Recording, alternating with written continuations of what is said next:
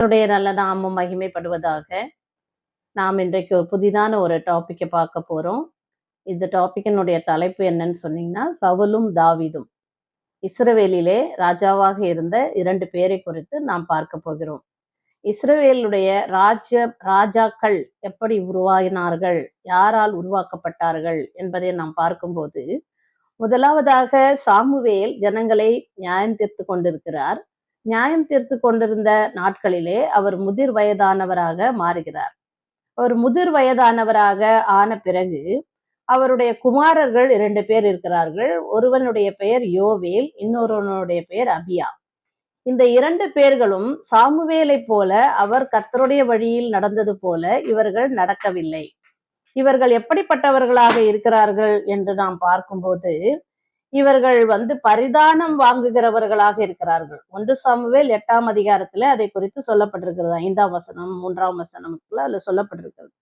எதுக்கு என்ன சொல்லப்பட்டிருக்கிறது என்றால், இவர்கள் பரிதானம் வாங்குகிறவர்களாகவும் ஜனங்களை சரியாக நியாயம் விசாரிக்காதவர்களாகவும் இருக்கிறார்கள் என்ற 3 குற்றச்சாட்டுகளை அவர்கள் மீது வைக்கிறார்கள் ஜனங்கள். அப்பொழுது பரிதானம் வாங்குதல் என்று சொல்லி பார்த்தீர்கள் என்று சொன்னால், அது லஞ்சம் வாங்குதல். அதாவது இன்றைய கிறிஸ்தவ வாழ்க்கையில் மக்கள் எப்படி வாழ்ந்து கொண்டிருக்கிறார்கள் என்பதை இந்த சாமுவேலின் குமாரர்களை வைத்து நாம் பார்க்கும் பொழுது லஞ்சம் வாங்குகிறவர்களாக இருக்கிறார்கள். சாதாரண வேலைகளில் இருக்கும்போது, சாதாரண பதவிகளில் இருக்கும்போது அவர்களுடைய கை சுத்தமாக தான் இருக்கிறது. இந்த அந்நிய புத்திரர்கள் எதை செய்கிறார்களோ அதையே கிறிஸ்தவர்களும் செய்து அதை நியாயப்படுத்தி கொண்டும் இருக்கிறார்கள். இது ஆண்டவர் எங்களுக்கு கொடுத்த வேலை, ஆண்டவர் எங்களுக்கு கொடுத்த பதவி உயர்வு. ஆனால் ஆண்டவர் அவர்களுக்கு கொடுத்த பதவி உயர்வை, ஆண்டவர் அவர்களுக்கு கொடுத்த வேலையை அவர்கள் எப்படி பயன்படுத்துகிறார்கள்? ஒரு சிலர் அப்படியே லஞ்சம் வாங்கிட்டு ரிட்டையர்மெண்ட் ஆயிட்டு போயிடுறாங்க, பணக்காரர்களாகவும் மாறிவிடுகிறார்கள். ஏனென்று சொன்னால், அந்த லஞ்சம், அந்த பதவியிலே உட்காரும் பொழுது அந்த பரிதானம் வாங்குவது என்பது மக்களுக்கு ஒரு பழக்கமாகி விடுகிறது. அது என்ன என்று சொன்னால், ஒரு அது கிஃப்ட் கொடுக்கறாங்களாம். என்ன கொடுக்கறாங்களாம்? Gift. So their job itself is a gift from God. அதை அவங்க ரியலைஸ் பண்றதே கிடையாது எந்த வாழ்க்கையிலும். இன்னைக்கு கிறிஸ்தவங்களா இருக்கிற மக்களை பார்த்து நான் சொல்லுகிறேன், அல்லது சீஷர்களா இருக்கிற மக்களை பார்த்து, நாம் சீஷர்களை குறித்து நேற்றைய தினம் தியானித்தோம். சீஷர்களா இருக்கிற மக்களை பார்த்து சொல்லுகிறேன், நீங்கள் உங்கள் வாழ்க்கையில் எப்படி நடந்து கொள்கிறீர்கள்? தேவன் உங்களுக்கு கொடுத்தது வேலை உண்மை என்று சொன்னால், அந்த தேவன் உங்களுக்கு கொடுத்த வேலையிலே நீங்கள் உண்மை உள்ளவர்களாக இருக்கிறீர்களா? சந்தோஷமாக பரிதானம் வாங்குகிறார்கள். இன்னும் சொல்ல போனால் அந்த பரிதானத்தில் காணிக்கை கூட கொடுக்கிறார்கள். அந்த காணிக்கையை வாஞ்சிக்கிற ஊழியர்களும் இன்றைக்கு இருக்கிறார்கள். அது எப்படி என்பது எனக்கு தெரியவில்லை. அது எப்படி இவர்களுடைய முடிவெல்லாம் நியாய தீர்ப்பிலே எங்கே போய் நிற்கும் என்பது தெரியவில்லை. அவர்களுக்கெல்லாம் ஒரு கொலை செய்பவன் ஒரு பாவியாக தெரிகிறான், விபச்சாரம் செய்கிறவன் ஒரு பாவியாக தெரிகிறான், விக்கிரக ஆராதனை செய்பவன் ஒரு பாவியாக தெரிகிறான், திருடுகிறவன் ஒரு பாவியாக தெரிகிறான்.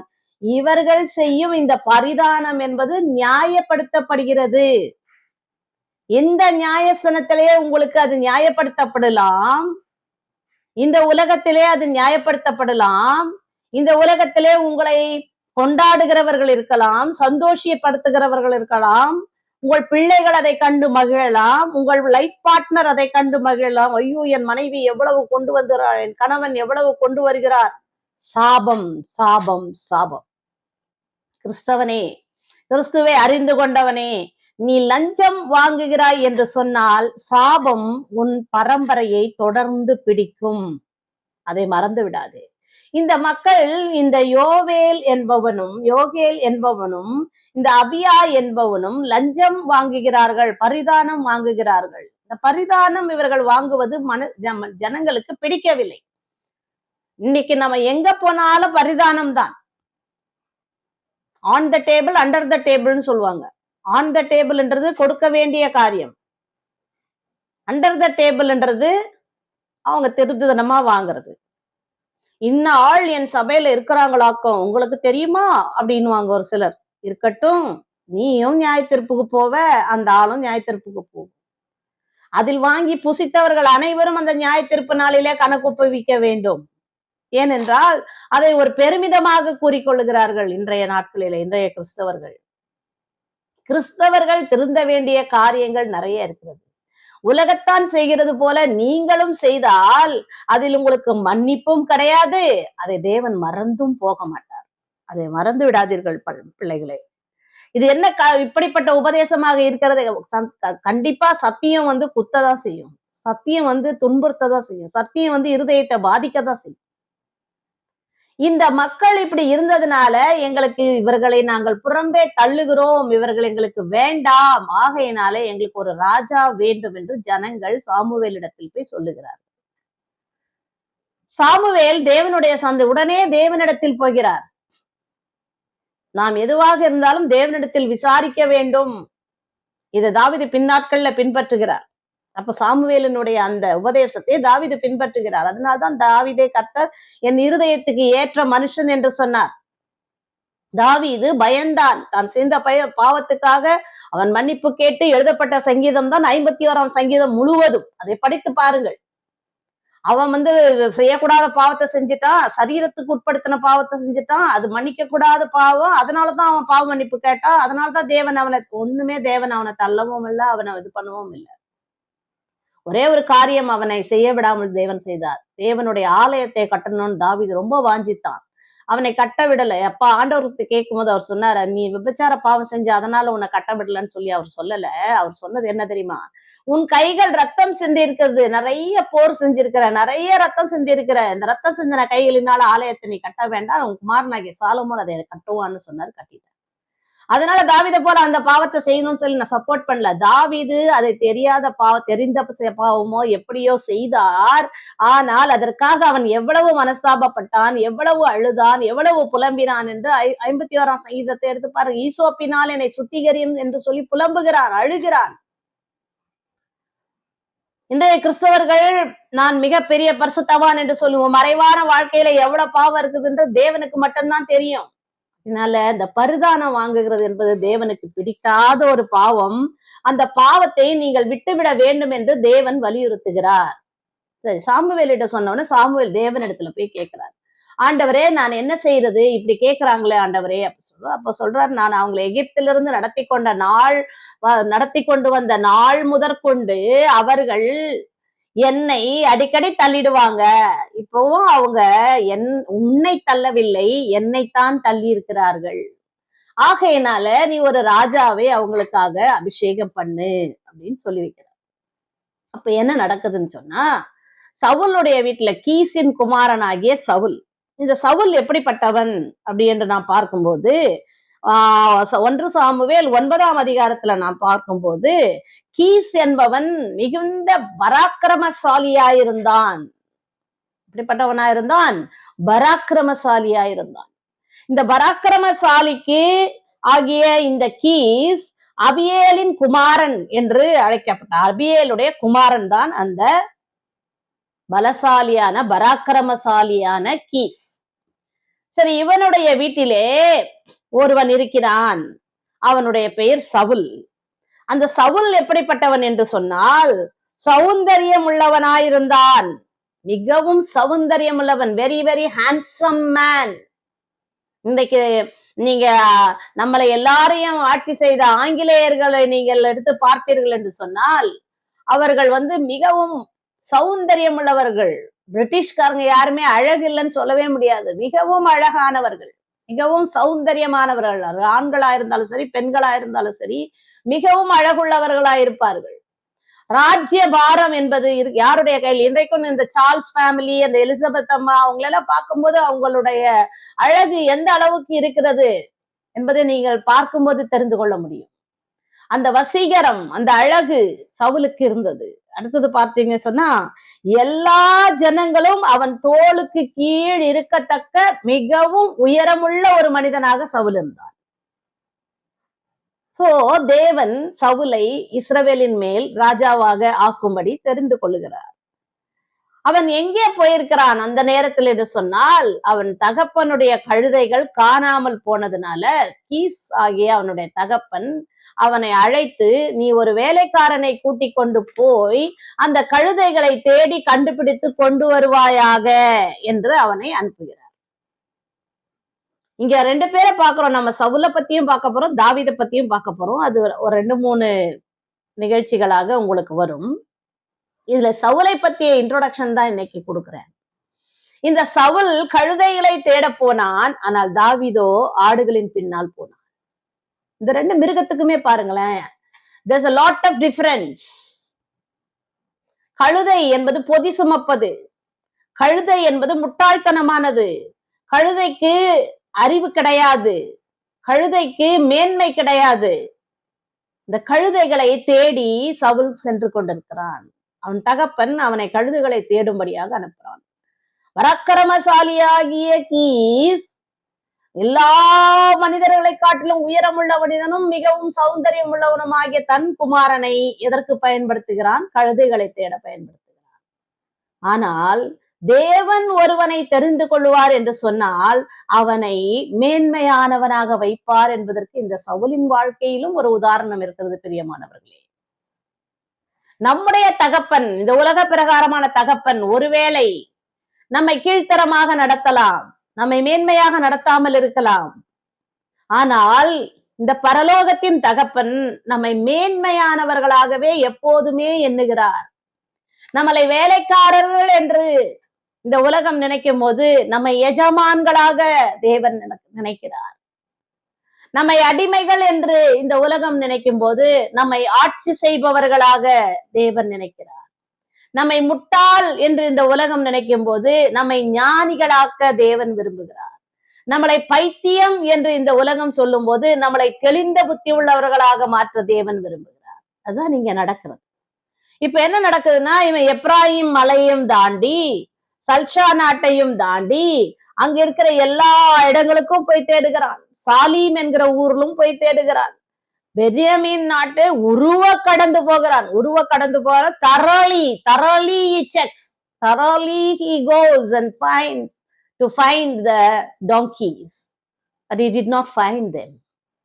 அவைகளை அவனால் கண்டுபிடிக்க முடியவில்லை. சூர் என்ன வனாந்திரத்துல வந்தபோது, அவன் நாட்டிலே வந்தபோது அவன் தன் வேலைக்காரனை பார்த்து சொல்றான், நாம இனிமேல் நம்முடைய தகப்பனுடைய கழுதைகளுக்காக கவலைப்படுறதை விட்டுட்டு நம்மளுக்காக கவலைப்படுவோம், வா நம்ம போவோம் திரும்பி அப்படின்னு சொல்லி கூப்பிடுகிறான். அப்போ அவன் சொல்றான், வேலைக்காரன் சொல்றான், ஐயா இந்த இடத்துல ஒரு ஞான திருஷ்டிக்காரன் இருக்கிறான். முதல்ல தீர்க்கதரிசின்னு சொல்றான். இங்க ஒரு தீர்க்கதரிசி இருக்கிறார், அவர் சொல்லும்படி எல்லாம் நடக்கிறது. முதல்ல தீர்க்கதரிசிகளை அவர்களுக்கு முன்பாக ஞான திருஷ்டிக்காரர்கள் என்று அழைத்தார்கள். சோ இந்த ஞான திருஷ்டிக்காரனாகிய ஒரு மனிதர் இருக்கிறார், அவரிடத்துக்கு போவோம், அவர் நம்மளுக்கு நம்முடைய தகப்பனுடைய கழுதைகள் எங்கே இருக்கிறது என்பதை சொல்லுவார், நாம் அவரை நாடி போகலாம் என்பதாக சொல்லுகிறார். சரி, அவருக்கிட்ட போறோம்னு சொன்னா அவருக்கு கொடுப்பதற்கு நம்மிடத்தில் ஒன்றுமில்லையே, நான் கொண்டு வந்த தின்பண்டங்கள் எல்லாம் கூட செலவழிஞ்சு போயிடுச்சே, நான் எதை எடுத்துக்கொண்டு போய் அந்த ஞான திருஷ்டிக்காரனை பார்ப்பேன், அந்த தேவனுடைய மனிதனை நான் எப்படி போய் சந்திப்பேன் என்று சவுல் யோசிக்கிறார். பாருங்க, சாமுவேலின் குமாரர்களாகிய யோகேலுக்கும் அந்த அபியாவுக்கும் இல்லாத அந்த ஒரு தெளிவு இந்த சவுலினிடத்திலே அந்த நேரத்தில் காணப்படுகிறது. ஒரு தேவனுடைய மனுஷனை நான் சென்று பார்க்க வேண்டும் என்றால் நான் என் கைகளின் பிரயாசத்தில் எதையாவது எடுத்துக்கொண்டு போய் அவருக்கு நான் கொடுக்க வேண்டும் என்பதாக அவன் நினைக்கிறான். நம்மை தேவனுடைய மக்களை பார்ப்பதற்கு செல்லும் போது வெறுங்கையா என்னுடைய ஆலயத்துக்கு வர வேண்டாம்னு சொல்றார் ஏற்பாடு. வெறுங்கையா பரலோகத்துக்கு நம்ம போறதுக்கு தயாரா இருக்கிறோம். நம்ம வேலை, நம்ம பிள்ளைகளுடைய வேலை, நம்ம வீட்டுக்காருக்கு செய்யற வேலை, நம்ம சொந்தக்காரங்களுக்கு செய்யற வேலை, நம்முடைய அலுவலக பணியாளர்களுக்கு செய்யற வேலை. ஒரு சிலர்லாம் கூட வேலை செய்யறவங்களுக்கு அப்படியே ஓடி ஓடி உழைப்பாங்க. அவங்க அவங்களுக்கும் இவங்களுக்கும், இவங்க ஜீவியத்துக்கும் அவங்க ஜீவியத்துக்கும் எந்த விதமான சம்மதமும் இருக்காது. இவங்க ஆண்டவரை பின்பற்றவரா இருப்பாங்க, அவங்க வேற எதையாவது பின்பற்றுகிறவர்களா இருப்பாங்க. இவங்க கர்த்தருடைய ஜனம், அவங்க வேறவுடைய ஜனம். ஆனா அவங்க வீட்டுல சாவு நடந்தா வாழ்வு நடந்தா எது நடந்தாலும் இவங்க போவாங்க. எதுக்கு போவாங்க? Just to get their support where they are working. இவங்க வேலை செய்கிற இடத்துல இவங்களுக்கு ஒரு ராஜ்யத்தை இவங்க நிலைநாட்டணும்னு பிரயாசப்படுறாங்க. இவங்களுக்கான ஒரு ராஜ்யத்தை இவங்க கட்டுறாங்க. அந்த ராஜ்யத்துக்காக எதை வேண்டுமானாலும் செய்யறாங்க.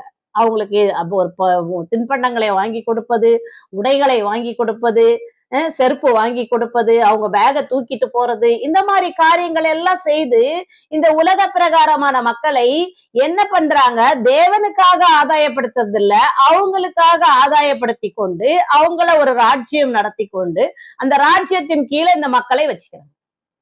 அவங்க என்ன பண்ணுவாங்க? இவங்கள புகழ்ந்து பேசுவார்கள். ஆஹா, அவங்களா ரொம்ப நல்லவங்க, ரொம்ப நல்ல சிஸ்டர். இது அல்ல, இது மாய்மாலம். தேவனுக்கு பிரியமாக வாழ வேண்டும், தேவனுடைய பிள்ளைகளுக்கு பிரியமாக வாழ வேண்டும், தேவனுடைய ஊழியக்காரர்களுக்கு பிரியமாக வாழ வேண்டும், தேவனுடைய ஊழியக்காரனுக்கு எதை கொண்டு கொடுக்க வேண்டும் என்ற ஒரு விசாரம், ஒரு வருத்தம், ஒரு கவலை உங்களுடைய இருதயத்துல காணப்பட வேண்டும். நாளைக்கு ஞாயிற்றுக்கிழமை நான் சபைக்கு போறேன் அப்படின்னு சொல்ற சீஷனே, கிறிஸ்தவனே, நான் இப்ப இந்துக்களுக்காக, மற்றவங்களுக்காக, மற்ற ஜனங்களுக்காக நான் பிரசங்கிக்கல, உங்களுக்கு சொல்ற கிறிஸ்தவ மக்களே, நீங்க ஆலயத்துக்கு போகும்போது வெறுங்கையா போகாதீங்க. சனிக்கிழமை நைட்டு சிக்கன் வாங்கி சாப்பிடுறியா? ஞாயிற்றுக்கிழமை காலையில காணிக்க போடுறதுக்கு இல்லையா? அன்னைக்கு காய்கறி சமைச்சு சாப்பிட்டு அந்த காசை கொண்டு போய் ஆலயத்துல காணிக்க போட்டு பாரு, உன் வாழ்க்கை எப்படி மாறுதுன்னு பார். உன்னை கர்த்தர் எப்படி அதிசயமாய் நடத்துகிறார் என்று பார். தேவனுடைய ஊழியக்காரனை போய் பார்ப்பதற்கு என்னிடத்தில் ஒன்றுமில்லையே என்று சவுல் விசாரப்படுகிறார். அப்பொழுது அந்த வேலைக்காரன் சொல்றான், என்னிடத்துல கால் சேக்கல் வெள்ளி இன்னும் இருக்குது, செலவழிஞ்சு போகல, அதை எடுத்துக்கொண்டு போய் நாம் அவரை பார்க்கலாம் அப்படின்னு சொன்ன உடனே சவுலுக்கு ரொம்ப சந்தோஷமாயிடுச்சு. சரி வாங்க போலாம் அப்படின்னு சொல்லி போறாங்க. அவங்க போகும்போது அந்த ஊரை நாடி போகும்போது, பென்யமீன் நாட்டை நாடி போகும்போது அந்த நாட்டிலே பெண்கள் தண்ணீர் எடுத்துக்கொண்டு வந்து கொண்டிருக்கிறார்கள். தண்ணீர் எடுத்துக்கொண்டு வந்து கொண்டிருக்கும் போது அப்பொழுது அவர்களிடத்துல கேட்கிறாங்க, இங்க ஞான திருஷ்டிக்காரன் யாராவது இருக்கிறாங்களா? அப்ப அவர் சொன்ன, ஞான திருஷ்டிக்காரன் இருக்கிறார், அவர் இன்னைக்கு பலியிட போறாங்க, அந்த பலி மேடைக்கு வருவார், அங்க சாப்பிடுறதுக்காக எல்லாரும் இருக்கிறாங்க, நீங்க அங்கே போனால் அவரை கண்டு கொள்ளலாம் அப்படின்னு சொல்றாங்க. சரி, நான் அவங்கள பேச்சை கேட்டுட்டு அப்படியே வராங்க. ஊருக்குள்ளாக அவங்க வந்ததுக்கு அப்புறமா அவங்க நேரா போய் என்ன பண்றாங்கன்னு சொன்னா, சாமுவேல் கிட்டயே போய் சவுல் கேட்கிறார். சாமுவேல் இடத்துல போய் சவுல் கேட்கிறாரு, ஞான திருஷ்டிக்காரன் வீடு எங்கே இருக்கிறது அப்படின்னு சொல்லி கேட்கிறாரு. அப்படி கேட்கும் பொழுது சாமுவேல் சொல்றாரு, நான் தான் அந்த ஞான திருஷ்டிக்காரன், வாங்க அப்படின்னு சொல்லி கூப்பிட்டுட்டு போறாரு. அப்ப இவர் என்ன பண்றாரு? அவரோட சேர்ந்து போறார். போன உடனே அங்கே பலி செலுத்துகிற காரியங்கள் நடக்கிறது. பலி செலுத்தி முடிந்த உடனே இவருக்கு உயர்வான ஒரு ஸ்தலத்திலே கொண்டு போய் சவுல் அமர வைக்கப்படுகிறார். இந்த வேலைக்காரனும் அமர வைக்கப்படுகிறான். அந்த சாமுவேல் அங்க உள்ள மக்களை அழைத்து, இந்த சவுலுக்கு நான் உங்களிடத்தில் கொடுத்து வைத்த ஆகாரத்தை கொண்டு வந்து முன்பாக வையுங்கள் அப்படின்னு சொல்லுகிறார். அப்பொழுது அவனுக்கு ஒரு பெரிய முன்னன் தொடையை கொண்டு வந்து வைக்கிறார்கள். அவர் சாப்பிடுகிறார். இது உனக்காக எடுத்து வைத்தது, இதை நீ புசி என்று சொல்லுகிறார். ஏன் என்று சொன்னால், இவன் தான் இஸ்ரவேலின் மேல் ராஜாவாக அபிஷேகம் பண்ணப்பட போகிறான் என்பதை தேவனுடைய ஆவியானவர் சாமுவேலுக்கு ஏற்கனவே உணர்த்தி இருக்கிறார். எனவே சாமுவேல் ஒரு ராஜாவுக்கு கொடுக்க வேண்டிய அத்தனை கனத்தையும் அத்தனை காரியத்தையும் அவருக்கு கொடுத்து அவரை சாப்பிட வைத்து அதன் பிற்பாடு அவரை வழி அனுப்பி வைக்கிறார். சாமுவேல் இடத்துல சவுல் தங்கி இருக்கிறார். தங்கி இருந்த பின்பு மறுநாள் காலமே எழுந்து அவர் புறப்பட்டு, நான் உன்னை அனுப்பிவிடும்படிக்கு நீ ஆயத்தப்படு என்பதாக சாமுவேல் சவுலிடத்தில் சொல்கிறார். அப்பொழுது சவுல் எல்லா பொருள்களையும் எடுத்துக்கொண்டு ஆயத்தமாகிறார். சாமுவேல் காலமே அவரை அனுப்பிவிடுகிறார். அதன் பிற்பாடு என்ன நடக்கிறது என்பதை வருகின்ற பகுதிகளிலே நாம் பார்ப்போம். சோ இன்றைக்கு பார்த்த இவனுடைய சுருக்கம் என்னவென்று சொன்னால், சாமுவேலின் குமாரர்கள் கர்த்தருக்கு பிரியமில்லாத வேலையை செய்தார்கள். என்னெல்லாம் செய்தார்கள் அப்படின்னு சொன்னா, பரிதானம் வாங்கினார்கள். அதுல முக்கியமான காரியம் என்னன்னு சொல்லி பாத்தீங்கன்னா, பரிதானம் வாங்குதல், லஞ்சம் வாங்குதல். இதை அறிவுறுத்தி சொல்லப்பட வேண்டிய ஒரு விஷயம். இப்படி வாங்குகிறவர்கள் கர்த்தருடைய சன்னதியிலிருந்து தள்ளப்படுவார்கள். இன்றைக்கு சபையில வேணும்னா நீங்க தள்ளப்படாமல் பெரிய பாக்கியசாலிகளா, பராக்கிரமசாலிகளா, உயர்ந்த இடத்திலே நீங்கள் வைக்கப்படலாம். ஆனால் கர்த்தர் ஒரு நாள், என்றைக்கு முதல் நீங்கள் கையை நீட்டி வாங்கினீர்களோ, அதை குறித்த உணர்வில்லாமல் இருக்கிறீர்களோ, நீங்கள் கர்த்தருடைய சபையிலே கர்த்தருடைய இடத்திலிருந்து தள்ளப்பட்டவர்கள். அதை குறித்து மனஸ்தாபப்பட்டு கர்த்தரிடத்தில் மன்னிப்பு கேட்டு மனம் திரும்பி அதை திரும்ப செய்யாமல் இருந்தால் மட்டுமே உங்களுக்கு மீட்பு உண்டு என்பதை இதன் மூலமாக நான் உங்களுக்கு கூறிக்கொள்ள விரும்புகிறேன். சகோதரனே, சகோதரியே, உன் ஆத்துமாவை நீ இழந்து போவாதே. அற்ப ஆதாயத்துக்காக, இழிவான பொருள்களுக்காக உன் ஆத்துமாவை நீ இழந்து போக கூடாது என்பது முதல் பாயிண்ட். செகண்ட் பாயிண்ட் என்ன அப்படின்னு சொன்னா, கர்த்தர் நீ தாழ்மை உள்ளவனாய் இருந்தாலும் உன்னை மேன்மை உள்ளவனாக பார்க்கிறார்.